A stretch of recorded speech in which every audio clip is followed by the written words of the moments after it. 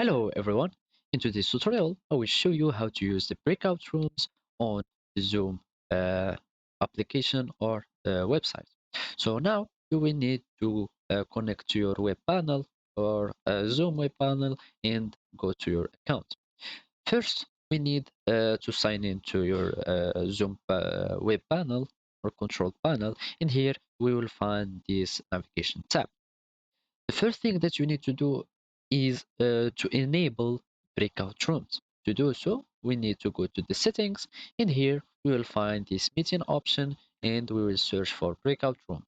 We will find it. In the in meetings advanced. We will click on it, and if you go down here a little bit, you will find breakout room meetings. So make sure that is enabled so you can be able to use it on your meetings.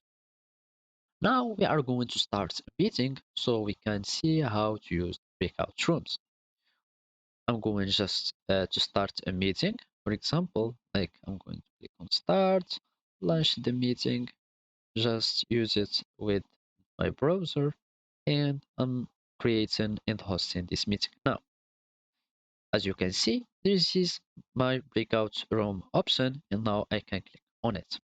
Here, you can create as many breakout rooms as you want. And now you can assign manually to each room, you can assign some participants, or you can give them the access to choose which room that they want to join, or you can let the Zoom website assign participants automatically. Now we are going just to click on create and assign manually, for example.